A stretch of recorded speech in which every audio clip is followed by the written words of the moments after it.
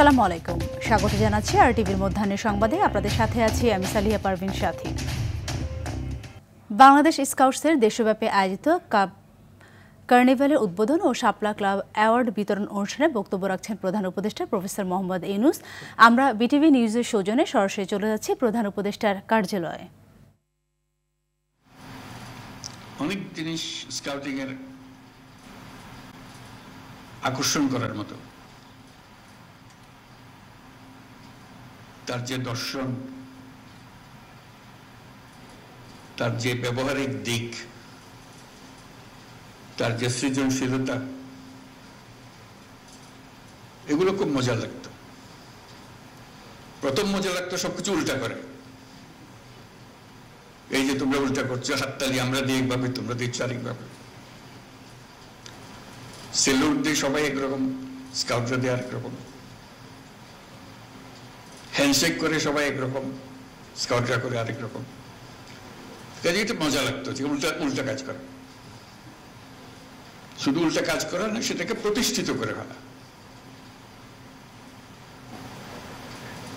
যেসব জিনিস স্কুলে পাঠ্য বইয়ে ক্লাসরুমে হয় না, হঠাৎ একটা মুক্ত আকাশ সৃষ্টি হয় স্কাউটদের জন্য। ছুটির শেষে, ক্লাসের শেষে স্কাউটিং শুরু হয়। তখন সবাই ক্লান্ত থাকার কথা, খুব উৎসাহ বেড়ে যায় তখন সবাই।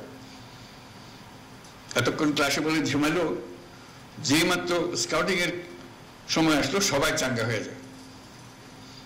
ওটার জন্য সবাই মিলে অপেক্ষা করে, কারণ এটাতে সবাই মজা পায়, নতুন কিছু করার সুযোগ পায়। এই নতুন কিছু করার সুযোগ পেয়েই আনন্দটা বাড়তে থাকে। কাজে সেই যে একবার ঢোকা থেকে আর বেরোনো যায়নি, বেরোবার কোনো প্রশ্ন ওঠেনি, বরং গভীরে গেছি। আর তখন সবে মাত্র পূর্ব পাকিস্তানে স্কাউটিং শুরু হলো, যখন আমাদের যাত্রা।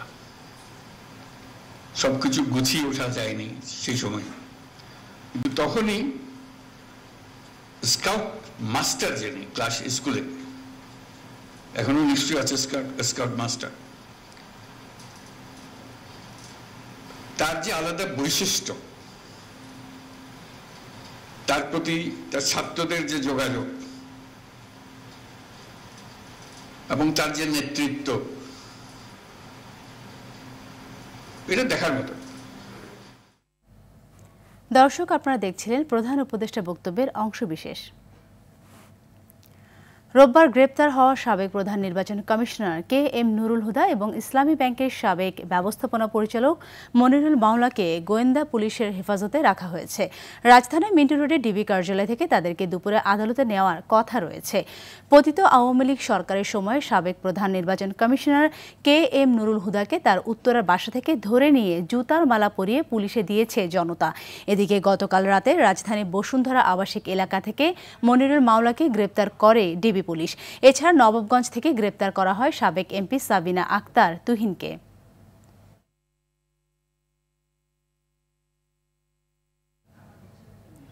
এ বিষয়ে জানাতে সিএমএম কোর্টে আছেন সহকর্মী সাকিবুর রহমান, সরাসরি যুক্ত হচ্ছেন তিনি। সাকিব, জানাবেন গ্রেপ্তারকৃতদের কখনো আদালতে তোলা হতে পারে, আর আদালত চত্বর নিরাপত্তা ব্যবস্থা সম্পর্কেও আমাদের সামনে একটু তুলে ধরবেন।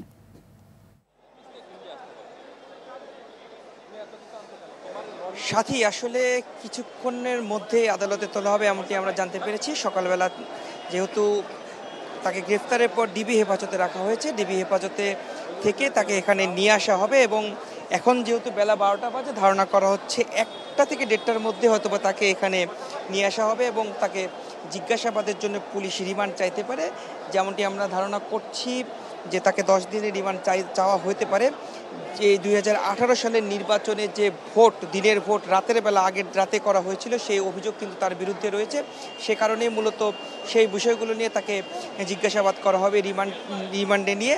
এবং একটি যে বিষয় জানতে চেয়েছেন যে আদালত প্রাঙ্গণে কিন্তু আইনশৃঙ্খলা পরিস্থিতি যেরকম আসামিদেরকে আনার সময় যেভাবে রাখা হয় সেরকমই রয়েছে। অতিরিক্ত তেমন কোনো আইনশৃঙ্খলা পরিস্থিতি বা অতিরিক্ত পুলিশকে আমরা দেখি নাই।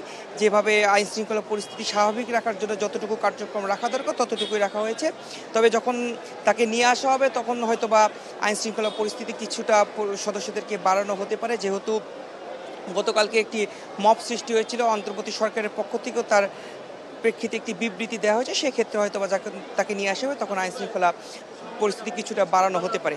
তবে যখন নিয়ে আসা হবে তারপরে কতদিনের রিমান্ড চাওয়া হবে, কতদিন মঞ্জুর করা হবে, সেটি পরবর্তী সংবাদের মাধ্যমে দর্শকদেরকে জানিয়ে দিতে পারবো। তো এই ছিল আমার কাছে আদালত থেকে সর্বশেষ। সাথী, ধন্যবাদ আপনাকে।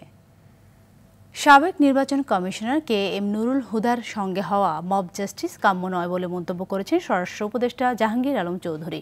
সকালে গাজীপুরে কালিয়াকৈর মৌচাক এলাকায় হর্টিকালচার সেন্টার পরিদর্শন শেষে সাংবাদিকদের ব্রিফিংয়ে উপদেষ্টা আরও বলেন, আইনশৃঙ্খলা বাহিনীর উপস্থিতিতে এ ধরনের ঘটনায় আইনশৃঙ্খলা বাহিনীর কেউ জড়িত থাকলে তদন্ত করে আইনগত ব্যবস্থা নেওয়া হবে।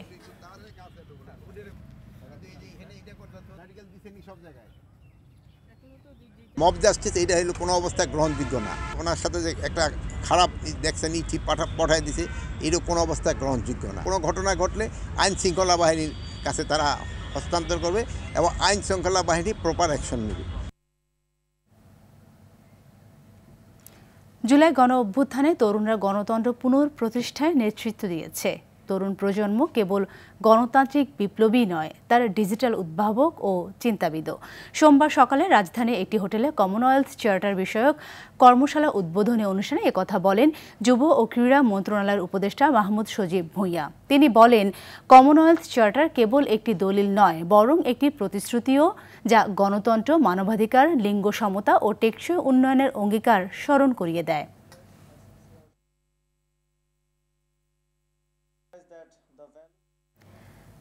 সুনামগঞ্জের টাঙ্গুয়ার হাওরের ওয়াচ টাওয়ার এলাকায় আর হাউসবোট নিয়ে যেতে পারবেন না পর্যটকরা। হাওরের পরিবেশ ও জীববৈচিত্র্য রক্ষায় পর্যটকবাহী হাউসবোট প্রবেশে নিষেধাজ্ঞা জারি করেছে জেলা প্রশাসন। গেল রাতে ভারপ্রাপ্ত জেলা প্রশাসক মোহাম্মদ রেজাউল করিম স্বাক্ষরিত এক আদেশে এই নিষেধাজ্ঞা জারি করা হয়। এতে বলা হয়, টাঙ্গুয়ার হাওরের জীববৈচিত্র্য রক্ষা ও পরিবেশের ক্ষতি রোধে ওয়াচ টাওয়ার ও এর আশেপাশে এলাকায় পর্যটকবাহী হাউসবোট চলাচল পরবর্তী নির্দেশনা না দেওয়া পর্যন্ত স্থগিত থাকবে। একই সঙ্গে পরিবেশের জন্য ক্ষতিকর কর্মকাণ্ড থেকে সবাইকে বিরত থাকতেও বলা হয়।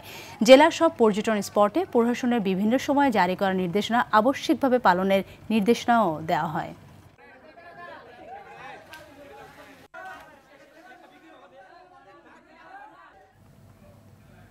দর্শক, এ বিষয়ে কথা বলতে এখন আমাদের সাথে সরাসরি যুক্ত হচ্ছেন পরিবেশ ও হাওর উন্নয়ন সংস্থার সভাপতি কাশ্মীর রেজা। জনাব কাশ্মীর রেজা, টাঙ্গুয়ার হাওরে পর্যটকবাহী হাউসবোট নিয়ে সম্প্রতি জেলা প্রশাসন যে নিষেধাজ্ঞা বা নিয়ন্ত্রণ আরোপ করেছেন, এতে হাওরে পর্যটনের উপর কোনো প্রভাব ফেলবে কিনা আমাদের একটু জানাবেন। ধন্যবাদ। আমরা প্রথমেই সুনামগঞ্জ জেলা প্রশাসনকে ধন্যবাদ জানাচ্ছি যে দাবিটা আমরা দীর্ঘদিন থেকে করে আসছিলাম, এলাকাবাসীও করে আসছিল, যে এই টাঙ্গুয়ার হাওরের পরিবেশকে সমুন্নত রেখে পর্যটন করা। সেই দাবিটা প্রেক্ষিতেই সুনামগঞ্জের টাঙ্গুয়ার হাওরের ওয়াচ টাওয়ার সংলগ্ন এলাকায় পর্যটনবাহী নৌকাগুলো যাতে না যায় সেই নিষেধাজ্ঞা জারি করা হয়েছে। এখানে একটু ক্লিয়ার করা দরকার যে টাঙ্গুয়ার হাওরে কিন্তু পর্যটন নিষিদ্ধ করা হয়নি, শুধুমাত্র ওয়াচ টাওয়ার সংলগ্ন এলাকায় সেটি নিষিদ্ধ করা হয়েছে। দেখুন, এটা একটা পরিবেশগত সংকটাপন্ন এলাকা এবং এটি একটি রামসার সাইট।